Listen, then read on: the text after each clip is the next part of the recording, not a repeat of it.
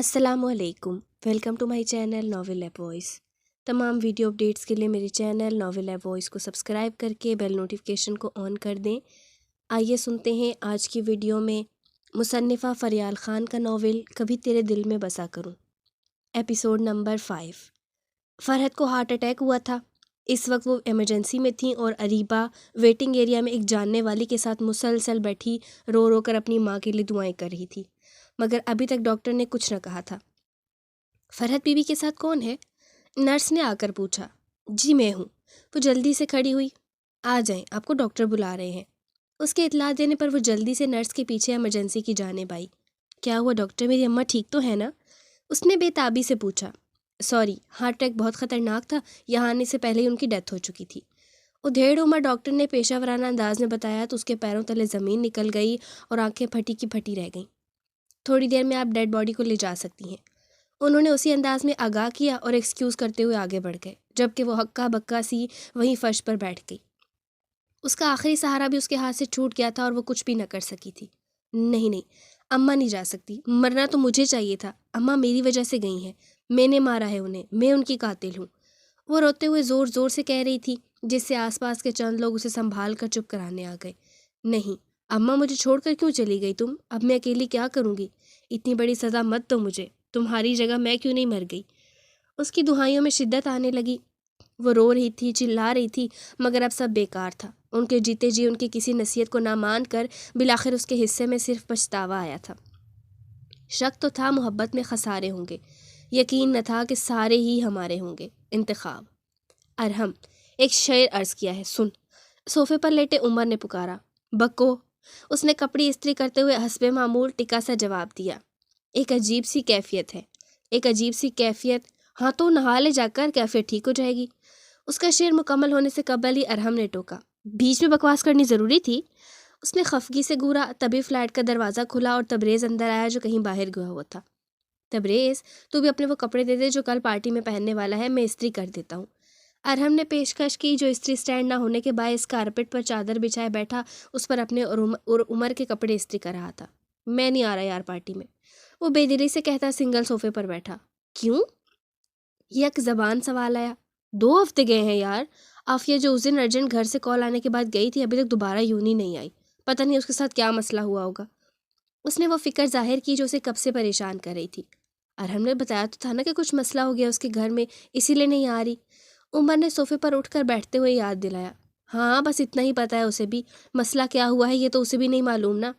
उसने तस्हीह की। तो उसका पार्टी में आ जाने से क्या ताल्लुक, बल्कि हो सकता है कि कल आफिया भी आ जाए। अरहम ने ख्याल जाहिर किया। इतने दिनों से यूनी तो नहीं आ रही और पार्टी में आएगी? उसने उल्टा तंज मारा। हाँ हाँ, इरम ने बताया था कि आफिया ने कहा है शायद वो कल आए। तभी उमर ने कहा तो तबरेज़ ने बेसाख्ता उसकी जानिब देखा। सच में? उसने तायीद चाहिए। हाँ सच्ची यार। उसने ज़ोरों शोर से सर हिलाया तो तबरेज़ भी सोच में पड़ गया। पूरा मंसूर विला इस वक्त झिलमिल करती रोशनियों में नहाया हुआ था, और होता भी क्यों ना। आज जाहिद मंसूर के इकलौते बेटे की बारात जो थी, वो अपने कौल के इतने पक्के साबित हुए थे कि आधे मामला तो वो पहले ही तय कर चुके थे और बाकी आधे भी अंजाम तक पहुंचाकर बिलाखिर उन्होंने शाहनवाज से अपनी दोस्ती रिश्तेदारी में बदली थी, जिसका सीधा फ़ायदा उनके कारोबार को हुआ था, क्योंकि बहू जहेज़ में लाखों के शेयर जो लाई थी। इसीलिए वो इस शादी में बिल्कुल देर नहीं करना चाहते थे। कुछ देर कबल ही अक्सर रुखसत होकर मंसूर विला आई थी और अब सब रस्मों से फारिग होकर खुशी खुशी सारिम अपने कमरे में आया था, जहां उसकी नई नवेली दुल्हन फूलों से सजे बेड पर बैठी उसका इंतज़ार कर रही थी। कमरे में दाखिल होते ही गुलाबो मोतिया की दिल फरेब खुशबू उसकी सांसों से टकराई, जिसने मिजाज को मज़ीद सरशार कर दिया। वो मुतवाज़न अंदाज में चलता बेड के करीब आया, जिसके वस्त में अक्सा अपना सुर्ख लहंगा फैलाए बैठी थी। वो आकर इसके नज़दीक बैठ गया। जो दुल्हन बनी बहुत प्यारी लग रही थी। अच्छी लग रही हो तुम, उसने बात शुरू की। थैंक्स। वो मुस्काई। पता है ये लहंगा मैंने पसंद किया था तुम्हारे लिए और ये तुम पर अच्छा भी लग रहा है। उसने दिलचस्पी से बताया। अच्छा, मतलब आप कहना चाह रहे हैं कि मैं सिर्फ आपके पसंद के लहंगे की वजह से अच्छी लग रही हूँ? उसने थोड़ा मसनूई नरूठापन दिखाया तो यख लख्त सारम के जहन में ऐसी ही नरूठी सी आवाज़ गूंजी और साथ ही एक मंजर ताज़ा हुआ। उफ, खूबसूरत। थैंक्स? तुम थैंक्स क्यों बोल रही हो? मैं तो साड़ी की तारीफ़ कर रहा हूँ। तो मुझे पहनने का क्यों कहा? ऐसे ही उसकी शान में कसीदे पढ़ लेते। وہ لمحات، وہ انداز، وہ شخص یاد آتے ہی اس کی بے ساختہ مسکراہٹ غائب ہوئی تھی اور وہ اپنی جگہ پر ساکت ہو گیا۔ سارم! اسے یوں بت بنا دیکھ کر اقصیٰ نے پکارا تو وہ یکدم چونکا۔ کیا ہوا؟ آپ ٹھیک تو ہیں نا؟ ہاں میں ٹھیک ہوں، تم تھک گئی ہوگی نا، جاؤ چینج کر کے فریش ہو جاؤ۔ سارم نے اس کے خیالات کو جھٹکتے ہوئے بات ہی بدل دی، جس پر وہ خاصی متعجب ہوئی۔ آپ کو برا لگا کیا؟ میں نے تو بس مذاق میں کہا تھا، آئی ایم سوری۔ اس نے متفکر ہو کر وضاحت دی کہ کہیں سارم کو اس کا مذاق تو برا نہیں لگ گیا، تبھی یکدم اس کا حشاش بشاش مزاج بدل گیا ہے۔ نہیں وہ بات نہیں ہے، بس تھوڑی فنکشن کی تھکن ہے، تم بھی تھک گئی ہوگی، اسی لیے کہہ رہا ہوں چینج کر کے ایزی ہو جاؤ۔ اس نے مزید زبردستی مسکراتے ہوئے بات بنائی تو وہ بھی مزید کوئی سوال کرنے کے بجائے اپنا لہنگا سنبھالتی بیڈ سے اتر کر چینج کرنے چلی گئی، جبکہ وہ اٹھ کر گیلری میں آ گیا۔ اسے اچانک ہی بہت گھٹن محسوس ہونے لگی تھی، جس کے باعث اس نے شیروانی کے اوپری بٹن کھول دیے اور گہرے سانس لینے لگا۔ آپ ایسا کیوں کر رہے ہیں سارم؟ پلیز ایسا مت کریں، آپ نے وعدہ کیا تھا آپ مجھے دھوکہ نہیں دیں گے۔ اس کے ذہن میں پھر وہی آواز گونجی، اگر آپ نے اس بچے کو اپنانے سے انکار کر دیا تو میں سب کو کیا کہوں گی کہ یہ بچہ کس کا ہے؟ کون یقین کرے گا میرا کہ میں نے نکاح کیا تھا؟ پلیز سارم ایسا مت کریں، میں مر جاؤں گی۔ اس کی دل سوز صدائیں اسے مسلسل اپنے قریب آتی محسوس ہو رہی تھیں۔ اسے لگ رہا تھا کہ ان چیخوں سے اس کے کان کے پردے پھٹ جائیں گے۔ اس آخری ملاقات کے بعد اسے لگا تھا کہ اس نے قصہ ختم کر دیا ہے، مگر اسے اندازہ نہیں تھا کہ اس کی صدائیں اس کی روح سے اس قدر چپک جائیں گی کہ اسے چین نہ لینے دیں گی۔ اسے لگتا تھا کہ دولت ہر چیز کا حل ہے، اسی لیے اپنی طرف سے اریبہ کو منہ مانگی رقم دینے کے بعد وہ یہ سوچ کر مطمئن تھا کہ وہ بھی اتنی رقم پانے کے بعد نہ صرف اسے بھول گئی ہوگی بلکہ باقی کی زندگی عیش سے گزار لے گی۔ مگر وہ سمجھ نہیں پایا کہ اریبہ کو در حقیقت اس کی دولت نہیں، اس کا ساتھ چاہیے تھا، اور وہی اس نے نہ دیا۔ نہ جانے وہ اور کتنی دیر یوں ہی کھڑا اندیکھی جنگ میں الجھا رہتا اگر اقصیٰ آ کر اسے نہ پکارتی۔ سارم یہاں کیا کریں آپ؟ اس کی آواز پر وہ چونک کر پلٹا، جو چینج کرنے کے بعد اب ریڈ کلر کے نائٹ سوٹ میں تھی۔ کچھ نہیں، تم چلو میں بھی آیا۔ اس نے مختصر جواب دیا تو وہ سر ہلا کر چلی گئی۔ چند لمحے گہری گہری سانسیں لے کر خود کو نارمل کرنے کے بعد وہ بھی کمرے میں آیا اور بالکونی کے گلاس ڈور کو بند کر کے اس پر پردہ لگا دیا۔ بچھڑنا ہے تو خوشی سے بچھڑو، سوال کیسے جواب چھوڑو۔ کسے ملی ہیں جہاں کی خوشیاں، ملے ہیں کس کو عذاب چھوڑو۔ نئے سفر پہ جو چل پڑے ہو، مجھے خبر ہے کہ خوش بڑے ہو۔ ہے کون اجڑا تمہارے پیچھے، یہ کس کے ٹوٹے خواب چھوڑو۔ محبتوں کے تمام وعدے نبھائے کس نے، بھلائے کس نے، تمہیں پشیمانی ہوگی جانا، جو میری مانو حساب چھوڑو۔ انتخاب۔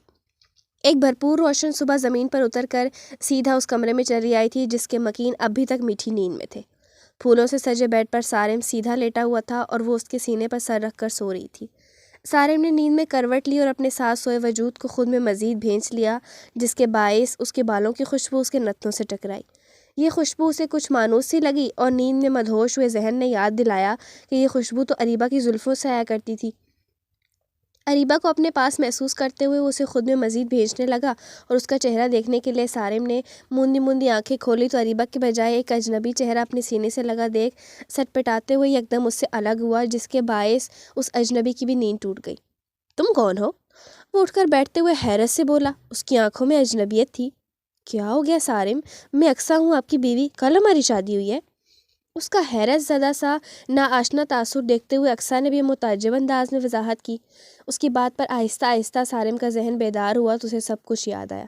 اس کے ذہن و دل پر اریبہ کے ساتھ گزرے لمحات ایسے نقش ہوئے تھے کہ نیند میں بھی اس کا خیال نہیں جا رہا تھا اور ابھی بھی غنودگی کے عالم میں اسے لگا کہ اس کی باہوں میں اریبہ ہی ہے۔ اس نے بے ساختہ اپنی آنکھیں میچ کر اپنی پہچانی مس لی۔ آپ ٹھیک تو ہیں نا؟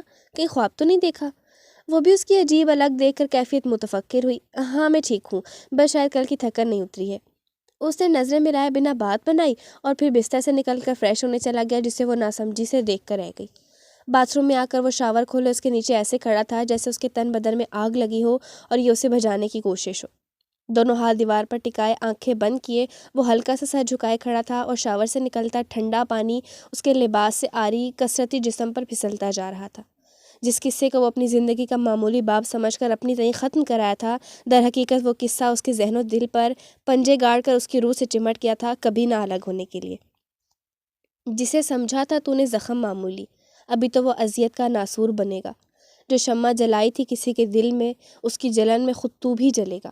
بے بسی کیا چیز، تڑپ کیا ہوتی ہے، چھوڑ کر جانے والے کو بھی اب پتہ چلے گا۔ از فریال خان۔ پارٹی کی وجہ سے آج یونیورسٹی کی رونق ہی الگ تھی۔ کافی سارے لڑکیاں لڑکے ہنستے مسکراتے آڈیٹوریم میں اکٹھے اس پارٹی سے لطف اندوز ہو رہے تھے، کیونکہ یہ ان سب کے کئی سارا سفر کا اختتام تھا۔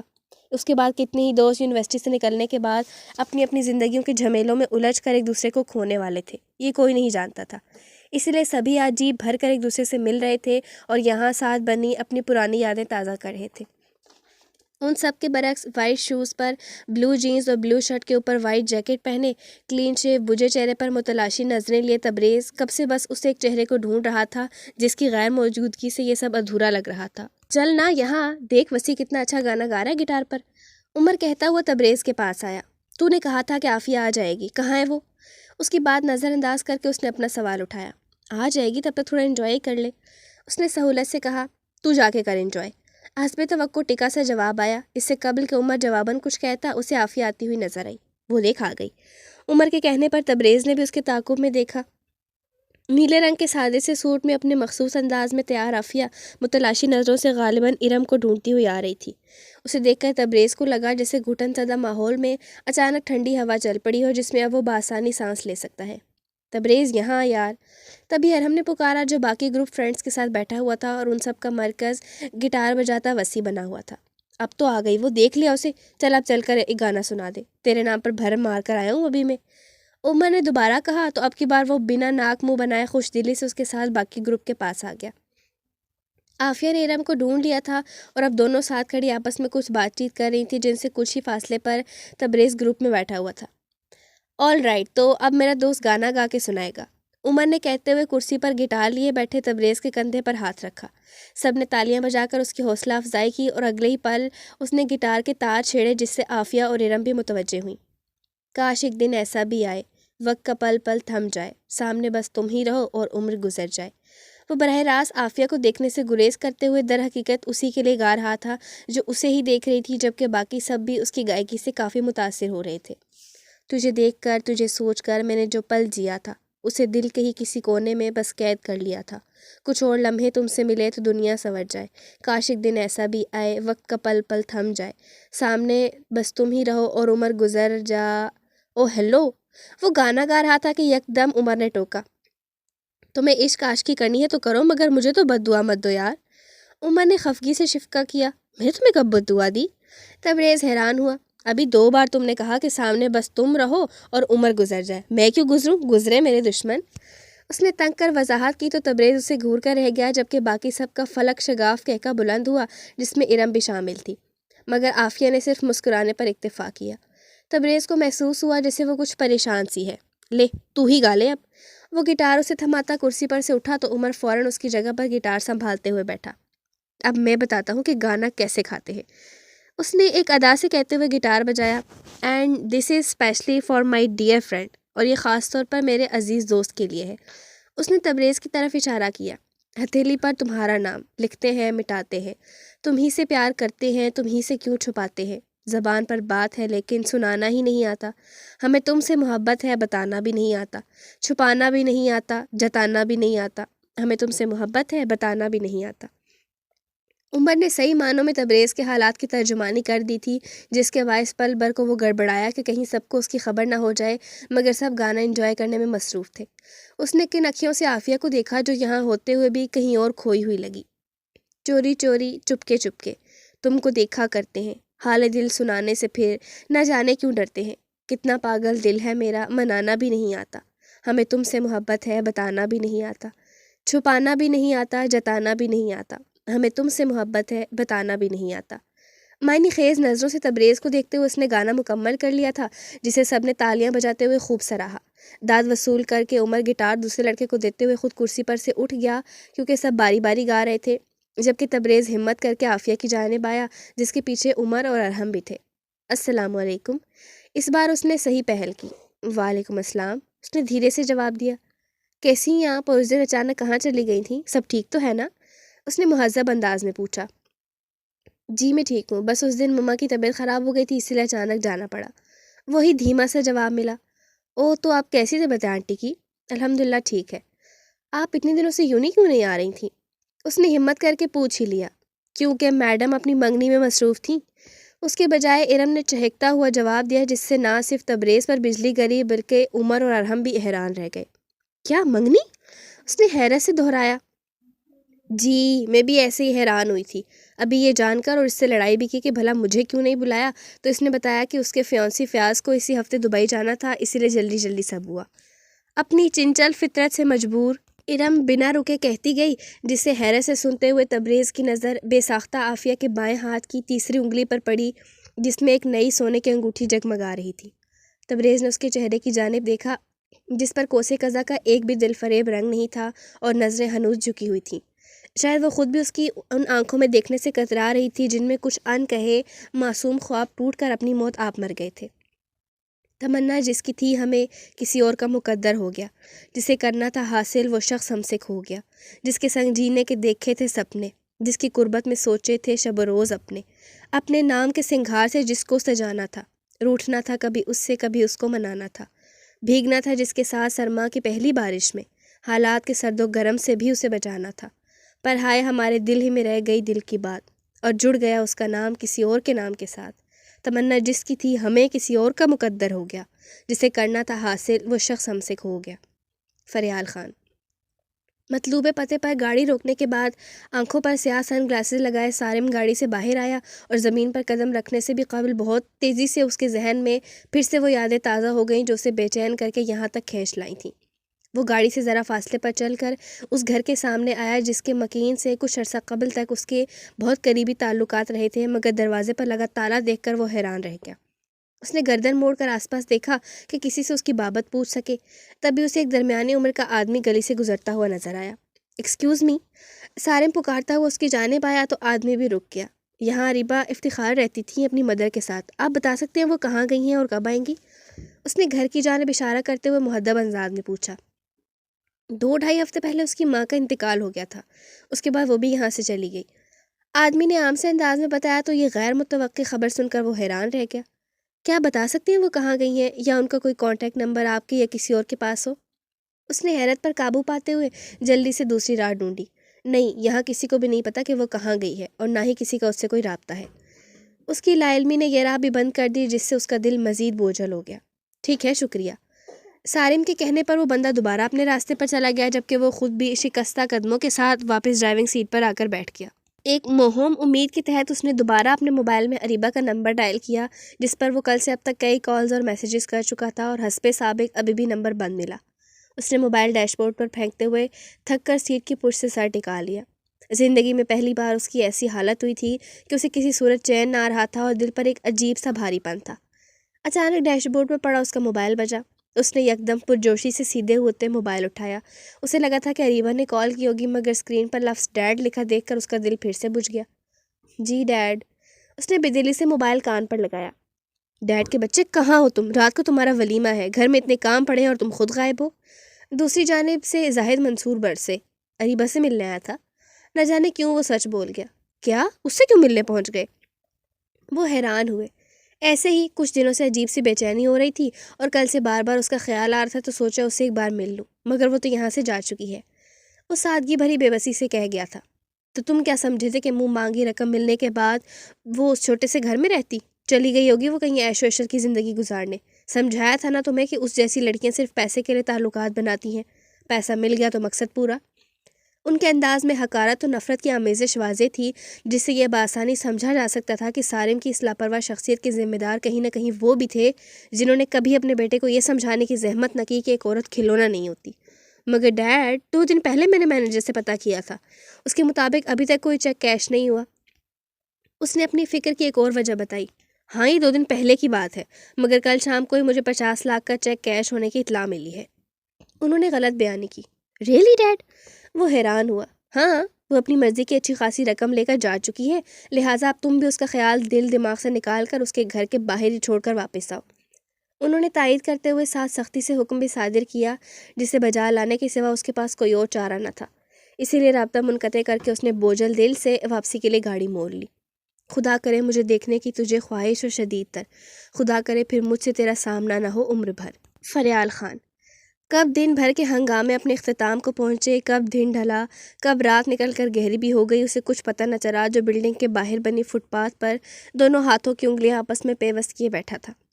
جن چھوٹے چھوٹے کتے کے بچوں کو وہ اکثر دودھ ڈال دیا کرتا تھا، وہ بھی اس وقت اس کی اداسی بھانپ کر اس کے پیر سے لپٹ رہے تھے، مگر اسے کسی کا ہوش نہیں تھا۔ تبھی عمر اور ارحم بھی خاموشی سے اس کے دائیں بائیں آ کر بیٹھ گئے۔ دیکھو، تمہاری اولاد بھی تمہارے لیے پریشان ہو رہی ہے، عمر نے اس کے پیر سے لپٹتے پپیز کو دیکھتے ہوئے اس کا موڈ بدلنے کے لیے ہلکے پھلکے انداز میں کہا، مگر تبریز نے کوئی جواب نہ دیا اور یکٹک کسی غیر مرئی نکتے کو دیکھتا رہا۔ چل عافیہ سے بات کرتے ہیں، چل کر اسے بتاتے ہیں کہ تو اسے کتنا چاہتا ہے۔ ارحم اچانک بولا، فائدہ نہیں ہے۔ سپاٹ جواب ملا، کیوں فائدہ نہیں ہے؟ صرف منگنی ہوئی ہے نا، اور وہ ٹوٹ بھی سکتی ہے۔ ارحم نے راستہ نکالا، نہیں، کیونکہ بزدلوں پر محبت نہیں جچتی۔ اس نے تصحیح کی، کون ہے بزدل؟ عمر نے سوال کیا۔ میں ہوں، جو اتنا عرصہ اسے کچھ بتا ہی نہیں پایا اور کوئی اسے اپنے نام سے منسوب کر کے چلا گیا۔ اس نے خود کو ملامت کی، نہیں، تم نے تو اس لیے نہیں کہا تھا نا کہ عافیہ کو یہ سب پسند نہیں ہے اور تم ڈائریکٹ آنٹی کو بھیج کر رشتے کی بات کرنا چاہتے تھے۔ ارحم نے اس کی غلط فہمی دور کرنی چاہی۔ نہیں، یہ صرف کمزور سی دلیل ہے اپنی کوتاہی چھپانے کے لیے جو ہر وہ شخص دیتا ہے جو صحیح وقت پر صحیح فیصلہ نہ کر سکے، کہ میں تو ویسا کرنے والا تھا مگر ایسا ہو گیا۔ سچ یہی ہے کہ اسے میں نے خود اپنے ہاتھ سے گنوایا ہے۔ کاش میں وقت رہتے تھوڑی ہمت دکھا پاتا۔ اسے خود پر غصہ آنے لگا، لیکن اچھا ہی ہوا کہ میں نے اس سے کچھ نہیں کہا، کیونکہ جتنی مضبوط اور بہادر وہ خود ہے نا، اسی طرح کا وہ پارٹنر بھی ڈیزرو کرتی ہے، نہ کہ مجھ جیسا بزدل انسان جو ایک اظہار محبت تک نہ کر سکا۔ اس نے خود کو جی بھر کر کوسا، تو بزدل نہیں ہے یار، تو گھر سے دور رہ کر پڑھ بھی رہا ہے، کما بھی رہا ہے، خود کو بھی سنبھال رہا ہے، اپنا گھر بھی چلا رہا ہے، کوئی دوست غلطی پر ہو تو اسے بھی سمجھا رہا ہے، تو بالکل پرفیکٹ ہے یار۔ عمر نے کہتے اس کے گرد بازو حمائل کیا، مگر میں ایک اچھا محب نہیں بن سکا۔ اس نے دکھ سے بات جوڑی، تیری محبت کتنی سچی اور پاکیزہ تھی ہم جانتے ہیں، بس تیری سوچ الگ تھی کہ تو اظہار محبت سے پہلے حلال رشتہ قائم کرنا چاہتا تھا، مگر ایسا ہو نہ سکا۔ لیکن یقین کر، اس میں تیری غلطی نہیں ہے، بس شاید تم دونوں ایک دوسرے کے نصیب میں تھے ہی نہیں۔ ارحم بھی اس کا دکھ ہلکا کرنے کی کوشش کرتے ہوئے اس سے لپٹا، میں ایک اچھا محب نہیں بن سکا۔ وہ پھر اپنی بات دہراتے ہوئے دونوں ہاتھوں میں سر دے کے پھوٹ پھوٹ کر رو پڑا، جسے دلاسا دینے کے لیے دونوں نے کس کر بھینچ لیا۔ تو بہت اچھا بیٹا، بھائی، دوست اور انسان ہے میرے یار۔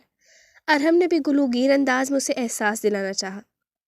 اپنے دوست کا درد محسوس کرتے ہوئے ان دونوں کی آنکھیں بھی نم ہو گئی تھیں، جو اسے خود میں بھینچ کر تسلی دینے کے سوا اور کچھ نہیں کر سکتے تھے، اور اسے اس وقت ضرورت بھی ایسی ہی اپنائیت بھری تسلیوں کی تھی جو وہ لوگ بخوبی پوری کر رہے تھے، کیونکہ وہ لوگ وہ دوست تھے جو دوست کے سکھ میں تنگ کریں اور اسے دکھ میں سینے سے لگانے کے لیے حاضر ہوں۔ کوئی عبادت کی چاہ میں رویا، کوئی عبادت کی راہ میں رویا، کوئی یار کی بے وفائی پہ رویا، کوئی یار کو منا کے رویا۔ عجیب ہے یہ نماز محبت کا سلسلہ اقبال، کوئی قضا کر کے رویا، کوئی ادا کر کے رویا۔ 7 سال بعد وقت کا کام ہے گزرنا، اور وہ اپنا کام بخوبی سر انجام دیتا رہتا ہے، بنا رکے، بنا تھکے، کسی کے آ جانے سے، کسی کے چلے جانے سے، کسی کے پا لینے سے، کسی کھو دینے سے اسے کوئی فرق نہیں پڑتا۔ کچھ لوگوں کے لیے یہ مرہم ثابت ہوتا ہے جو دھیرے دھیرے ان کے زخم منمل کر دیتا ہے، تو کچھ لوگوں کے لیے ایسی ہوا جو ان کے اندر جلتی ہلکی سی چنگاری کو دھیرے دھیرے بھڑکا کر آگ کی شکل دے دیتی ہے، تو کچھ لوگوں کے لیے ایسی دھول جو ان کے ماضی کے کارناموں پر پڑ جاتی ہے اور انہیں ان کا ماضی یاد بھی نہیں رہتا کہ انہوں نے اپنی ذات سے کتنوں کو نقصان پہنچایا ہے۔ پر کسی کے بھول جانے سے کیا ہوتا ہے؟ قدرت سارا لین دین بخوبی یاد رکھتی ہے۔ کچھ دیر قبل ہی عصر کی اذان ہوئی تھی، سورج عروج سے نیچے آ گیا تھا، ٹھنڈی ہوائیں چلنے لگی تھیں، جس سے موسم کافی خوشگوار محسوس ہونے لگا۔ ایک سفید رنگ کی آلٹو کار میں درمیانی رفتار سے اس کشادہ گلی میں داخل ہوئی، جس کے دونوں اطراف میں ترتیب و خوبصورتی سے 120 گز کے گھر لائن سے بنے ہوئے تھے۔ اپنے مطلوبہ گھر کے آگے پہنچ کر گاڑی رکی اور ڈرائیونگ سیٹ پر سے ایک وجیح جوان باہر آ کر ارد گرد کا جائزہ لینے لگا، جو اور کوئی نہیں بلکہ تبریز تھا۔ وقت نے اپنی چھاپ کافی مثبت انداز میں اس پر چھوڑی تھی۔ جینز شرٹ اور جیکٹ زیب تن کے اس کا جسم پہلے کی نسبت زیادہ مضبوط ہو چکا تھا، اور بھولے بھالے چہرے پر بھی شیو نفاست سے سجا لی گئی تھی، جو اس کی شخصیت کو ایک سنجیدہ سوبر سا تاثر دے رہی تھی۔ آس پاس کا جائزہ لینے کے بعد اس نے کار کی ڈگی کھول کر اس میں سے اپنے بیگز نکالے، ہینڈ کیری کو کھینچتے ہوئے ایک بیگ کو کندھے پر ڈال کر وہ گھر کے گیٹ کی جانب آیا اور چابی سے لاک کھولنے لگا۔ دروازہ کھول کر وہ اندر داخل ہوا، جہاں سب سے پہلے ماربل کا بڑا سا صحن تھا۔ بائیں طرف ماربل کی سیڑھیاں اوپر چھت پر جا رہی تھیں، جبکہ دائیں طرف ایک دیوار تھی جو کچھ زیادہ لمبی نہیں تھی اور برابر والے گھر کے صحن سے ملی ہوئی تھی۔ سامنے ہی لاؤنج کا دروازہ تھا، جس سے آگے جا کر اندر دیگر کمرے تھے۔ وہ گیٹ بند کر کے اندر کشادہ لاؤنج میں آ گیا، جہاں بائیں جانب اوپن کچن تھا اور دائیں طرف 4 کمرے بنے ہوئے تھے۔ یہ گھر فرنش تھا، جس کی وہ کل تھوڑی بہت صفائی کر گیا تھا اور اب باقی رہ جانے والا کام یہاں رہتے ہوئے آہستہ آہستہ کرنا تھا۔ اس نے اپنے بیگز ایک سائڈ پر رکھے، لاؤنج کا پنکھا چلایا اور وہیں رکھے ایک صوفے پر بیٹھ گیا۔ پہلے چند لمحے گہرے سانس لے کر اس نے خود کو پرسکون کیا، پھر جیب سے موبائل نکال کر کسی کو کال کرنے ہی لگا تھا کہ ڈور بیل بج گئی اور وہ بے ساختہ مسکرایا اور اٹھ کر گیٹ کھولنے آیا۔ ہم آ گئے۔ گیٹ کھلتے ہی ارحم نے اپنی آمد کی اطلاع دی۔ اوہ، مجھے تو پتہ ہی نہیں تھا۔ تبریز نے بھی مصنوعی حیرت دکھائی۔ اب ہٹو بھی دروازے سے۔ وہ اسے پیچھے دھکیلتے ہوئے اندر داخل ہو گیا۔ السلام علیکم بھیا۔ اس کے پیچھے تحریم بھی 1 سالہ بچے کو گود میں لیے سلام کرتی ہوئی اندر آئی۔ السلام علیکم ماموں۔ اس کے ساتھ اندر آئی 5 سالہ مہک نے بھی ماں کی تقلید میں اسے سلام کیا۔ وعلیکم السلام ماموں کی جان۔ تبریز نے جواب دیتے ہوئے مہک کو گود میں لے لیا۔ گھر تو ماشاءاللہ اچھا ہے اور علاقہ بھی۔ ارحم نے گھر کا جائزہ لیا۔ ہاں، پر جب تک گھر میں گھر والی نہ ہو، کتنا بھی اچھا کیوں نہ ہو، گھر نہیں مکان ہوتا ہے۔ تحریم نے طنزیہ انداز میں فلسفہ دیا۔ تو پھر شروع ہو گئی، تم لوگ یہاں مجھ سے ملنے آئے ہو یا پھر لیکچر دینے؟ تبریز نے بھی لاؤنج کی جانب جاتے ہی طنز مارا۔ تو کیا غلط بولا ہے میں نے بھیا؟ ہم سب کی شادیاں ہو گئی ہیں، بس ایک آپ ہی اب تک اکیلے رہ گئے ہیں۔ آپ کو پتہ ہے اماں کی روح کو بھی کتنی تکلیف ہوتی ہوگی آپ کو ایسے دیکھ کر، کتنے ارمان تھے ان کے کہ آپ کی شادی کے حوالے سے۔ وہ بھی اس کے پیچھے آتے ہوئے نان سٹاپ شروع ہو چکی تھی۔ تو اس کو کیوں لایا ساتھ؟ اکیلا نہیں آ سکتا تھا؟ تبریز صوفے پر بیٹھتے ہوئے ارحم سے مخاطب ہوا۔ میں نہیں لایا، بلکہ یہ مجھے ضد کر کے لائی ہے کہ ابھی چلے، ورنہ میں تو کل آتا۔ ارحم بھی جواب دیتے ہوئے ایک ڈبل صوفے پر بیٹھ گیا۔ ہاں تو کل بھی تو آنا ہی تھا نا، اور پھر جب انسان کے پاس گاڑی ہو تو حیدرآباد سے کراچی آنے میں بھلا کتنی دیر لگتی ہے؟ اور ویسے بھی آج ہم یہاں رکیں گے، میں 1 ہفتے کا کھانا بنا کر فریز کر کے کل آرام سے واپس جاؤں گی۔ وہ بھی کہتی ہوئی ارحم کے برابر میں بیٹھی۔ کہنے کو اماں ہمارے بیچ نہیں رہی، پر ان کی پوسٹ بہت اچھے سے سنبھالی ہوئی ہے، تو انہیں میری اماں بن کر۔ تبریز نے مسکراتے ہوئے پھر اسے تنگ کیا۔ ہاں تو اماں مجھے کہہ کر گئی تھی کہ بھائی کا خیال رکھنا۔ اس نے گویا وصیت یاد دلائی۔ وہ تو انہوں نے مجھے بھی کہا تھا کہ بہن کا خیال رکھنا، مگر میں تو نہیں رکھتا۔ اسے شرارت سوجی۔ مت رکھیں، میرا خیال رکھنے کے لیے میرے شوہر ہیں، آپ بھی اپنے لیے خیال رکھنے والی ایک بیوی لے آئیں، پھر میں بھی نہیں رکھوں گی آپ کا خیال۔ اس نے ترکی بترکی جواب دیا۔ کیا کھا کر آئی ہے ناشتے میں؟ بڑا دماغ چل رہا ہے۔ اس نے مذاق میں موضوع بدلا۔ بھیا آپ ہمیشہ ایسے ہی مستی مذاق میں بات گھما دیتے ہیں، آپ سیریس کب ہوں گے؟ وہ بھی ٹلنے والی نہ تھی۔ اچھا بعد میں لڑتی رہنا، ابھی فی الحال جلدی سے چائے بنا لو اور اس کے ساتھ کچن سنیکس فرائی کر لو، وہ رہا کچن۔ اس نے بات بدلتے ہوئے کچن کی جانب اشارہ کیا۔ ابھی تو تم آئے ہو، ابھی سودا وغیرہ کہاں ہوگا کچن میں باہر سے کچھ لے آتا ہوں۔ ارحم نے پیشکش کی۔ کل جب میں صفائی کرنے آیا تھا تو کچھ سودا صرف لیتا ہوا آیا تھا۔ اس نے وضاحت کی۔ ہاں ٹھیک ہے، میں گھر میں بنا لیتی ہوں، آپ بس ریان کو سنبھالیں۔ تحریم نے اپنے گود میں سوئے ہوئے 1 سالہ بیٹے کو ارحم کی جانب بڑھایا۔ اسے اندر بیڈ پر لٹا دو ارحم، آرام سے سوتا رہے گا۔ تبریز نے مشورہ دیا، جس پر عمل درآمد کرتے ہوئے ارحم بیڈ روم میں چلا گیا اور تحریم کچن میں۔ ماموں، اس کی گود میں بیٹھی مہک نے پکارا۔ جی میری جان، میں آپ کا گھر دیکھ لوں؟ اس نے معصومیت سے اجازت چاہی۔ ہاں ہاں بالکل، تمہارا ہی گھر ہے، جاؤ دیکھ لو۔ اس نے محبت سے اجازت دی تو وہ خوشی خوشی اس کی گود سے اتر گئی، جس کے بعد تبریز بھی وہاں سے اٹھ کر بیڈ روم میں آ گیا، جہاں ارحم ریان کو تھپک کر سلا رہا تھا، جو لٹانے کے باعث کسمسانے لگا تھا۔ کب جا رہے ہو پھر تم لوگ واپس حیدرآباد؟ تبریز پوچھتے ہوئے بیڈ کی دوسری جانب بیٹھا تھا۔ میرا تو آج شام کا ہی موڈ ہے، مگر تحریم لگتا ہے تمہاری شادی کروا کر ہی جائے گی۔ اس نے شرارتاً پیشن گوئی کی۔ وہ تو پاگل ہے، تو بھی اس کے ساتھ پاگل ہو گیا ہے؟ اس نے طنز مارا۔ تم تو ٹھیک ہو نہیں رہے تو ہم ہی پاگل ہو گئے۔ اس نے اطمینان سے جواب دیا۔ عمر سے بات ہوئی ہے تمہاری؟ تبریز نے موضوع بدلا۔ ہاں صبح فون آیا تھا اس کا، کہہ رہا تھا کہ آئے گا وہ بھی ارم کے ساتھ کچھ دنوں میں کراچی۔ اس نے مختصر بتایا، جس کے بعد دونوں کے درمیان خاموشی حائل ہو گئی۔ تبریز بولو، تحریم واقعی بہت فکر مند ہے تمہارے لیے۔ اس نے احساس دلایا۔ کیوں، مجھے کیا کینسر ہے؟ اس نے مذاق بھرے طنز میں پوچھا۔ کینسر ہوتا تو پھر بھی اتنی فکر کی بات نہ تھی، پر تمہیں تو کینسر سے بھی زیادہ خطرناک عشق کی بیماری ہے۔ وہ سنجیدگی سے بولا۔ چل بے، مجھے کوئی عشق وشق کی بیماری نہیں ہے۔ وہ صاف مکر گیا۔ اچھا تو پھر اب تک تم نے شادی کیوں نہیں کی؟ اس نے آنکھیں سکیڑی۔ کوئی لڑکی ہی نہیں ملی۔ اس نے کندھے اچکائے۔ رہنے دے، ابھی تحریم کو صرف بولنے کی ضرورت ہے۔ لائن لگا دی وہ تیرے لیے لڑکیوں کی، وہ تو کب سے منتظر ہے تیرے ایک اشارے کی۔ اس نے طنزیہ انداز میں باور کروایا، جو سراسر درست تھا۔ تبریز نے اس کی بات کا کوئی جواب نہ دیا اور بس سوئے ہوئے ریان کو دیکھتا رہا۔ تبریز، 7 سال بہت ہوتے ہیں آگے بڑھنے کے لیے، کسی کو بھولنے کے لیے۔ چلو اگر عافیہ کے واپس آنے کی کوئی امید ہوتی تو سمجھ میں آتا، مگر اب تک تو وہ بھی شادی کر کے اپنی زندگی میں فیملی کے ساتھ خوش ہوگی، پھر تم کیوں آگے نہیں بڑھ رہے؟ ابھی تک اس کے انتظار میں ہو؟ اس نے ایک بار پھر احسان سے سمجھانا چاہا۔ میں عافیہ کے انتظار میں نہیں ہوں۔ وہ چادر کی سلوٹوں سے کھیلنے لگا۔ تو پھر کس کے انتظار میں ہو؟ کسی کے بھی نہیں، بس مجھے لگتا ہے کہ اگر میں نے کسی اور سے شادی کی تو یہ اس کے ساتھ ناانصافی ہو جائے گی۔ آنے والی پتہ نہیں مجھ سے کیا کیا امیدیں لگا کر آئے گی اور میں ان پر پورا نہیں اتر پاؤں گا۔ میں اسے وہ محبت، عزت، الفت، وہ توجہ نہیں دے پاؤں گا جس کی وہ حقدار ہوگی۔ تو کسی کا حق مارنے سے بہتر میں اکیلا ہی ٹھیک ہوں۔ اس نے اصل وجہ بتائی جو ارحم کو بالکل بے تکی لگی۔ یہ سب تمہاری غلط فہمی ہے۔ ابھی تمہاری زندگی میں کوئی نہیں ہے، اس لیے تم عافیہ کو نہیں بھول پا رہے ہو، بس اسے ہی سوچتے رہتے ہو۔ جب تمہاری زندگی میں کوئی ہوگی تو یکدم نہ صحیح پر آہستہ آہستہ تم اس کی جانب مائل ہو جاؤ گے۔ اس نے گویا مرض پکڑ کر حل بتایا۔ تو تحریم کا جھوٹا کھا کر آیا ہے؟ اس نے پھر شرارتاً موضوع بدلنا چاہا۔ یار تبریز، میں سیریس ہوں۔ وہ بھی موضوع پر ڈٹا رہا۔ ہاں تو کیوں ہے، مت ہو۔ اور یہ عافیہ والی بات تو نے تحریم کو بتائی تو نہیں؟ اس نے آنکھیں سکیڑ کر کریدا۔ نہیں، مگر اس نے ایک دو بار پوچھا تھا کہ کیا تم کسی کی وجہ سے شادی نہیں کر رہے، تو میں نے لا علمی کا اظہار کر دیا تھا۔ اس نے سادگی سے اپنا کارنامہ بتایا۔ بتانا بھی مت، ورنہ اور میری جان مصیبت میں کر دے گی۔ اس نے سختی سے تائید کی۔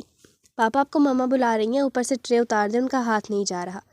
مہک نے کمرے میں آ کر ارحم کو پیغام پہنچایا۔ وہ اٹھ کر اس کے ساتھ باہر چلا گیا، جبکہ تبریز سوئے ہوئے ریان کو دیکھتے ہوئے بے ساختہ دوبارہ 7 سال قبل اس منظر میں چلا گیا جب ارحم نے یونیورسٹی ختم ہوتے ہی جاتے جاتے تبریز سے اپنی خواہش ظاہر کر کے اجازت مانگی تھی۔ 7 سال پہلے فلیش بیک۔ لگ جا گلے کہ پھر یہ حسین رات ہو نہ ہو، شاید پھر اس جنم میں ملاقات ہو نہ ہو۔ عمر نہایت بے سرے انداز میں گاتے ہوئے دونوں باہیں کھول کر ارحم کی جانب آیا۔ کیوں؟ تو خودکشی کرنے جا رہا ہے جب ملاقات نہیں ہوگی؟ ارحم نے لاپرواہی سے اس کے بازو نیچے کیے اور بیڈ پر رکھے بیگ کی زپ کھولی تاکہ سامان رکھ سکے۔ یار یونی ختم ہو گئی ہے نا، ہم اب لوگ واپس اپنے اپنے گھر جا رہے ہیں، پھر کہاں ساتھ رہنا ہوگا، پھر تو شاید رابطے بھی ختم ہوتے ہی کم ہو جائیں گے۔ وہ کہتے ہوئے دھپ سے اپنے سنگل بیڈ پر گرا۔ خبردار جو تم لوگوں نے آپس میں رابطہ ختم کرنے کی کوشش کی تو جان لے لوں گا میں تم دونوں کی۔ بیڈ پر بیٹھے اپنا بیگ بند کرتے تبریز نے بھی دھمکی آمیز انداز میں مداخلت کی۔ تو جان لینے کے بعد بھلا رابطہ کیسے رہے گا؟ عمر نے دلچسپی سے پوچھا۔ پھر مرگا تینوں ساتھ میں جنت چلے جائیں گے نا، تو کبھی رابطہ ختم نہیں ہوگا۔ ارحم نے وضاحت کی۔ اس کی کیا گارنٹی ہے؟ ہو سکتا ہے صرف میں ہی اکیلا جنت میں جاؤں اور تم دونوں جہنم میں چلے جاؤ پھر؟ اس کی خوش فہمیاں عروج پر تھیں۔ ویسے اگر ایسا ہوا تو جب میں جنت کے باغ میں حوروں کے بیچ بیٹھا ان کے ہاتھ سے پھل کھا رہا ہوں گا تو تم لوگ بہت یاد آؤ گے مجھے، بلکہ میں فارغ ٹائم پر حوروں کو تم لوگوں کے قصے بھی سنایا کروں گا۔ ایسا ہو سکتا ہے نا ویسے؟ اس نے تصور کی آنکھ میں منصوبہ بندی کرتے ہوئے آخر میں تائید چاہی۔ ہاں، اگر حوروں کے حصے میں یہ سزا لکھی ہوگی تو ہو سکتا ہے۔ ارحم نے کپڑے رکھتے ہوئے بے نیازی سے جواب دیا۔ جیلس لوگ۔ عمر نے اس کی بات ہوا میں اڑائی۔ تجھے پیکنگ نہیں کرنی؟ تبریز نے اسے اطمینان سے لیٹا دیکھ کر پوچھا۔ نہیں، میں کل ہی اپنا بوریا بستر سمیٹ چکا ہوں، اب بس ہجرت کرنی ہے۔ اس نے فخر سے اپنا کارنامہ بتایا۔ تو فارغ ہے تو بجلی کا بل بھر کے آ جا عمر۔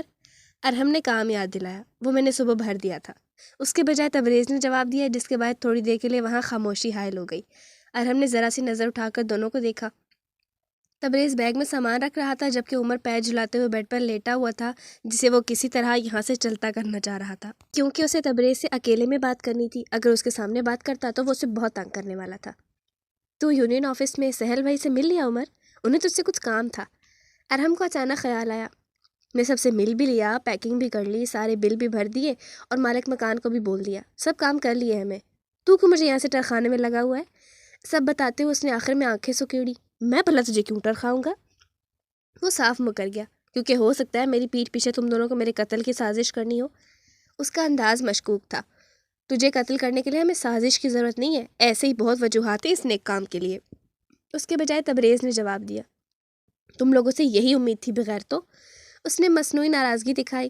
ابھی وہ لوگ بات کر رہے تھے کہ عمر کا موبائل بج اٹھا، جس پر موصول ہوتی کال سننے کے لیے وہ کمرے سے باہر چلا گیا، اور یہی ارحم کے لیے موقع غنیمت تھا۔ تم واپس جا کر کیا کرو گے تبریز؟ میرا مطلب میں اور عمر تو اپنے اپنے فادر کے ساتھ ان کا کام سنبھال لیں گے، تمہارا بھی کسی کاروبار کا ارادہ ہے یا جاب کرو گے؟ اس نے بات شروع کی۔ کاروبار کے لیے اچھا خاصا سرمایہ چاہیے ہوتا ہے یار، جو جاب کر کے ہی جمع کیا جا سکتا ہے، مگر فی الحال کچھ دن میں سکون سے اماں اور تحریم کے ساتھ گھر پر گزاروں گا، ان کے ہاتھ کے کھانے کھاؤں گا، پھر کراچی واپس آ جاؤں گا، کیونکہ یہاں اچھی خاصی جابز ہو گئی ہیں جس سے اگر محنت سے کرتا رہوں تو پروموشن کے چانسز بھی ہیں، اسی لیے اسے کنٹینیو رکھوں گا۔ ابھی بھی آفس سے چھٹی لی ہے 1 مہینے کی۔ اس نے سادگی سے تفصیل بتائی۔ تو پھر واپس آ کر تم رہو گے کہاں، کیونکہ یہ فلیٹ تو ہم خالی کر چکے ہیں۔ اسے فکر ہوئی، ایک کولیگ سے بات ہو گئی ہے، وہ ایک جگہ ایک دوست کے ساتھ روم شیئر کر رہا ہے، تو میں بھی وہیں رہوں گا جیسے ہم لوگ یہاں رہتے تھے۔ اس نے حل بتایا۔ مطلب پھر سے نئے دوست بن جائیں گے تمہارے؟ وہ مسکرایا۔ نہیں، دوستی اور محبت ہر بار ہر کسی سے نہیں ہوتی، اور میں یہ دونوں ایک بار کر چکا ہوں۔ بولتے ہوئے آخر میں اس کی مسکراہٹ بھی پھیکی پڑی، جس کا پس منظر ارحم اچھی طرح سمجھ گیا تھا۔ ہاں، لیکن اگر پہلی محبت غلط شخص سے کر لی ہو تو کسی صحیح انسان کے لیے محبت کو دوسرا موقع لازمی دینا چاہیے۔ اس نے بھی ترکی بترکی کہا تو وہ بس پھیکے سے ہنس دیا۔ ارم بتا رہی تھی کہ اگلے مہینے عافیہ کی شادی متوقع ہے۔ میری مانو تو تم بھی جلد از جلد شادی کر لینا، کوئی ساتھ ہوگا تو پچھلی باتیں آسانی سے بھلا سکو گے۔ اس نے مخلصانہ مشورہ دیا۔ ابھی کہاں میری شادی، ابھی پہلے مجھے خوب محنت کر کے خود کو سٹیبل کرنا ہے، اماں کا پراپر علاج کروانا ہے، تحریم کی شادی کرنی ہے، پھر بعد میں اپنے لیے کچھ سوچوں گا۔ اس نے وہ باتیں کہیں جو صرف باتیں نہیں بلکہ ہر گھر کے ذمہ دار بیٹے کے وہ فرائض تھے جنہیں پورا کرتے ہوئے اکثر وہ بیٹے اپنا آپ بھی فراموش کر دیا کرتے تھے۔ تبریز کی بات سے اسے حوصلہ ہوا، کیونکہ وہ وہیں آ گیا تھا جہاں ارحم اسے لانا چاہ رہا تھا۔ ویسے تمہاری بہن کی شادی کب تک ہے؟ میرا مطلب کوئی رشتہ وشتہ دیکھ رکھا ہے اس کے لیے؟ اس نے سرسری انداز میں کریدا۔ فی الحال نہیں، مگر اماں تلاش میں ہے، جیسے ہی کوئی اچھا رشتہ ملے گا تو بات طے کر دیں گے، اور پھر مناسب وقت پر شادی۔ اس نے مصروف انداز میں سادگی سے بتایا، جس کے بعد ارحم کچھ نہ بولا۔ وہ ہنوز کشمکش کا شکار تھا کہ جو بات اس کے دل میں ہے اسے زبان تک کیسے لائے۔ بالآخر ہمت جمع کرتے وہ اپنی جگہ سے اٹھا اور بیڈ پر تبریز کے مقابل آ کر بیٹھ گیا، جس سے تبریز بھی متعجب ہوا۔ تبریز، تم سے ایک ضروری بات کرنی ہے۔ اس نے سنجیدگی سے پہل کی۔ ہاں بولو۔ وہ بھی متوجہ تھا۔ دیکھو، تم مجھے پچھلے 4 سالوں سے جانتے ہو، جیسا میں تمہارے سامنے ہوتا ہوں وہی پیٹھ پیچھے بھی ہوتا ہوں۔ کوئی بری عادت مجھ میں نہیں ہے، تمہیں معلوم تو ہے نا، اس لیے جو میں بات کرنے لگا ہوں اس پر پلیز مجھے غلط مت سمجھنا۔ اس نے کافی لمبی تمہید باندھی۔ کیا کہنا چاہ رہا ہے، سیدھی طرح بول۔ وہ الجھا۔ بات دراصل یہ ہے کہ اگر تمہاری رضامندی ہو تو یہاں سے واپس جا کر میں اپنے گھر والوں کو تمہارے گھر بھیجنا چاہتا ہوں، اپنا رشتہ لے کر تحریم کے لیے۔ بالآخر اس نے ہمت کر کے بول ہی دیا، جسے سن کر پہلے تو تبریز کو اپنی سماعت پر یقین ہی نہیں آیا، جبکہ ارحم بھی تشویش زدہ تھا کہ پتہ نہیں تبریز کا اگلا رد عمل کیا ہونے والا ہے۔ واہ بھائی واہ، تو بڑا ہی چھپا رستم نکلا۔ تبھی عمر کے اچانک آمد پر یہ دونوں چونکے۔ میرے سامنے یہ بات کرتے ہوئے شرم آ رہی تھی تجھے؟ وہ لڑاکا عورتوں کی طرح دونوں ہاتھ کمر پر رکھے دو بدو ہوا۔ تو سکون سے سیریس ہو کر بات نہیں کرنے دیتا۔ اس نے بھی بنا ڈرے اصل بات بتائی۔ واہ بھائی واہ، یہ صحیح ہے۔ اس نے طنزی انداز میں تالی بجائی۔ تبریز، تجھے بھی قسم ہے تو ہاں نہیں کرے گا اس رشتے کے لیے۔ عمر اس سے مخاطب ہوا۔ مجھے تبریز سے شادی کرنی بھی نہیں ہے، ارحم نے بے نیازی سے جتایا۔ تبریز کی بہن سے تو کرنی ہے نا، اور جب تک بھائی راضی نہیں ہوگا تب تک بہن کی بھی شادی نہیں ہوگی، ہے نا تبریز؟ وہ فل آگ لگانے کے موڈ میں تھا۔ نہیں، جب تک میں اپنی بہن کی رضامندی نہیں جان لیتا تب تک ہاں یا نہ نہیں کروں گا۔ ان کے برعکس وہ سنجیدگی سے گویا ہوا۔ تم واقعی سیریس ہو ارحم؟ جو بات تم نے کی پورے ہوش و حواس میں کی ہے؟ تبریز اس وقت دوست نہیں ایک ذمہ دار بھائی کی حیثیت سے بات کر رہا تھا۔ ہاں بالکل، تمہیں لگتا ہے تمہاری بہن کے لیے میں کوئی غلط فیلنگ رکھ کر میں تم سے ایسی بات کروں گا؟ میں سچ میں اسے پسندیدگی کو حلال رشتے میں بدلنا چاہتا ہوں، اسی لیے ڈائریکٹ تم سے بات کر رہا ہوں۔ اگر تمہیں میری بات پر یقین نہیں تو اپنی بہن سے پوچھ لینا کہ جب تک وہ یہاں رہی تب تک ایک بار بھی کیا میں نے اسے نظر اٹھا کر براہ راست دیکھا یا کوئی الٹی سیدھی حرکت کی اس کے ساتھ۔ اس نے بھی سنجیدگی سے اپنی صداقت کا یقین دلایا۔ اس کے لہجے کی مضبوطی نے تبریز کو بھی سوچنے پر مجبور کر دیا۔ بے شک ارحم اس کا اچھا دوست تھا، مگر اس وقت اسے دوستی ایک سائڈ پر رکھ کر ذمہ دار بھائی بن کر سوچنا تھا، کیونکہ یہ اس کی بہن کی زندگی کا سوال تھا۔ میں گھر جا کر اماں اور تحریم سے بات کر کے تمہیں بتاؤں گا۔ اگر تحریم نے ہاں کی تبھی میں تمہیں گھر والوں کے ساتھ آنے کی اجازت دوں گا، ورنہ دوسری صورت میں یہ خیال ہمیشہ کے لیے اپنے دل و دماغ سے ایسے نکال پھینکوں گا جیسے یہ کبھی میرے ذہن میں آیا ہی نہ ہو۔ یہ میرا وعدہ ہے تم سے۔ تبریز بول ہی رہا تھا کہ ارحم نے ٹھہرے ہوئے انداز میں اس کی بات اچک کر مکمل کر لی۔ میں بالکنی سے اپنے کپڑے لے کر آتا ہوں۔ تبریز بات بدلتے ہوئے اٹھا اور کمرے سے باہر نکل گیا، جہاں صرف یہ دونوں رہ گئے۔ گھننے مس نے مجھے بتایا بھی نہیں تو نے۔ اس کے جاتے ہی عمر نے ارحم پر دعویٰ بول دیا۔ حال ماموں؟ مہک کی پکار پر وہ یکدم ماضی سے چونک کر حال میں آیا۔ جی بیٹا، ماما بلا رہی ہیں، آ جائیں، چائے بن گئی ہے۔ اس نے سادگی سے اطلاع دی۔ آپ چلو میں ابھی آیا۔ اس کے جواب لے کر وہ سر ہلا کر چلی گئی، جبکہ تبریز نے جانے سے قبل بے خبر سوئے ریان کے دائیں بائیں 2 تکیے رکھ دیے کہ کہیں وہ گر نہ جائے۔ وہ اسے دیکھتے ہوئے سوچ رہا تھا جیسے ابھی کل ہی کی بات ہو، جب ارحم نے تحریم کے لیے پروپوزل پیش کیا تھا، اور جب اس نے گھر جا کر نگار اور تحریم سے ان کی مرضی پوچھی تو تحریم نے سر جھکا کر اپنی رضامندی ظاہر کر دی تھی، جس کے بعد پہلے دونوں کی شادی ہوئی، پھر دیکھتے دیکھتے ان کی فیملی بھی مکمل ہو گئی، جن میں تبریز کی جان بستی تھی۔ اس نے ریان کے پھولے ہوئے گال پر بوسہ دیتے ہوئے دل میں اپنی بہن کی خوشیوں کی سلامتی کی دعا کی اور اٹھ کر کمرے سے باہر آ گیا۔ بلو شارٹس پر ریڈ ٹی شرٹ پہنے ایک 6 سالہ بچہ کمرے کا دروازہ کھول کر اندر داخل ہوا، جہاں اس کی ماں جائے نماز پر کھڑی عصر کی نماز ادا کر رہی تھی۔ وہ اندر آ کے چپ چاپ اپنی ماں کے قریبی فرش پر آلتی پالتی مار کے بیٹھنے کے بعد اس کی نماز مکمل ہونے کا انتظار کرنے لگا۔ وہ جو اس کی موجودگی محسوس کر چکی تھی، اس نے سلام پھیر کر سوالیہ انداز میں اپنے بیٹے کو دیکھا۔ کل اسکول میں پیرنٹس ٹیچر میٹنگ ہے مما، اس نے دھیرے سے بتایا تو وہ اپنے بیٹے کی اس اداسی کی وجہ سمجھ گئی جو اسکول سے آنے کے بعد اس کے چہرے پر چھائی ہوئی تھی۔ سب کے مما اور بابا دونوں آئیں گے، بس میرے ہی پاپا نہیں آتے۔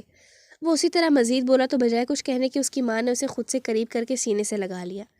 میرے عریش کے لیے اس کی مما اکیلی ہی کافی ہے، اس نے محبت پاش مگر مضبوط انداز میں جواب دیتے ہوئے اپنے بائیں ہاتھ سے اس کا سر سہلایا، جس پر آگ سے جھلسنے کا نشان موجود تھا۔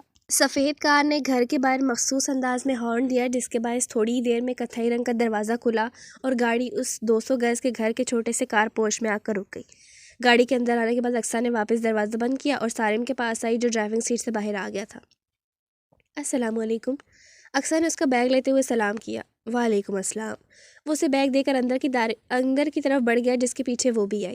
اندر آتے ہی سارم سیدھا اپنے کمرے میں آ گیا اور اقصیٰ اس کا بیگ لاؤنج میں ہی رکھ کر کچن میں چلی گئی، کیونکہ ان 7 سالوں میں اسے اچھی طرح اندازہ ہو گیا تھا کہ سارم کو گھر واپس آتے ہی فریش ہو کر اسٹرانگ چائے چاہیے ہوتی تھی۔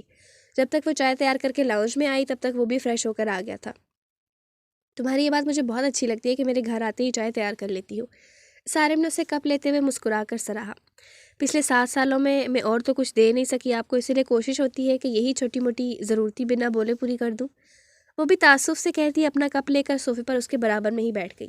وہ اس کے لہجے میں چھپی بے بسی کی اذیت بھانپ کیا تھا۔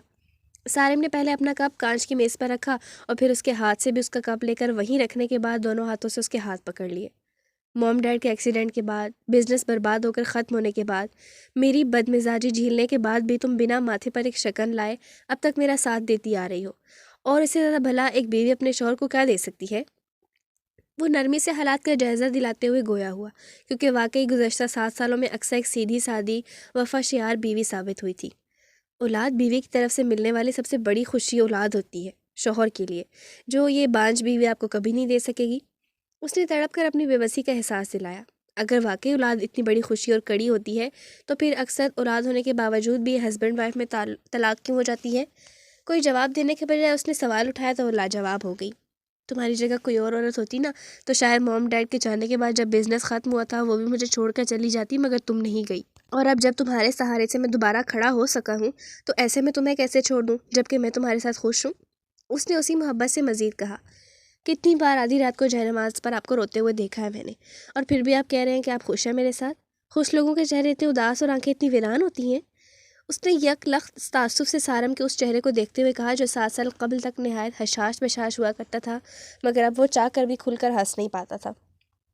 میں تمہاری وجہ سے نہیں روتا۔ اس نے نظریں چرائیں۔ تو پھر کس وجہ سے روتے ہیں؟ ایسا کون سا درد ہے جو آپ اکیلے جھیل رہے ہیں اور مجھے بھی نہیں بتا سکتے؟ اس نے فکر مندی سے جاننا چاہا۔ موم ڈیڈ کی یاد آ جاتی ہے بس کبھی کبھی، اور کوئی بات نہیں ہے۔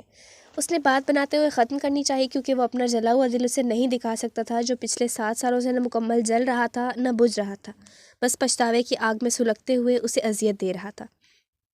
تبریز ابھی مغرب کی نماز پڑھ کر گھر واپس آیا تھا، اور جیسے ہی وہ گیٹ کھول کر اندر داخل ہوا تو لذیذ کھانے کی خوشبو اس کے نتھوں سے ٹکرائی جو تحریم کچن میں بنا رہی تھی۔ وہ دروازہ بند کر کے آگے آیا تو اس کی نظر دائیں جانے والی دیوار پر گئی، جس پر ایک 6 سالہ بچہ لٹکا ہوا تھا۔ تبریز سے نظریں ملنے پر وہ بچہ مسکرایا تو اس نے بھی جوابی مسکراہٹ سے نوازا۔ کیا نام ہے آپ کا؟ وہ پوچھتا ہوا دیوار کے قریب آیا۔ عریش۔ یہاں تک کیسے پہنچے؟ اسٹول پر چڑھ کے۔ اور اسٹول پر کیوں چڑھے ہو؟ گر جاؤ گے تو چوٹ لگ جائے گی نا۔ آپ کو دیکھنے کے لیے چڑھا ہوں۔ اور مجھے کیوں دیکھنا تھا آپ کو؟ تاکہ آپ سے اپنی وہ بال لے سکوں۔ اس نے ایک جانب اشارہ کرتے ہوئے بتایا۔ تبریز نے بھی اس کے ہاتھ کے تعاقب میں دیکھا تو صحن کے کونے میں ایک پیلے رنگ کی فٹ بال پڑی ہوئی تھی۔ میں کھیل رہا تھا تو یہ یہاں آ گئی، پلیز یہ واپس دے دیں انکل۔ اس نے مزید وضاحت کرتے ہوئے آخر میں معصومے سے گزارش کی تو تبریز کو اس پر بے ساختہ پیار آیا۔ وہ مسکرا کر آگے بڑھا اور بال اٹھا کر اس کے گھر کی جانب اچھال دی جو اس کے صحن میں آ کر گری۔ Thank you uncle. وہ خوش ہو گیا۔ ویلکم، اس نے بھی مسکراتے ہوئے جواب دیا، جس کے بعد وہ اسٹول سے اتر گیا جبکہ تبریز بھی اندر کی جانب بڑھ گیا۔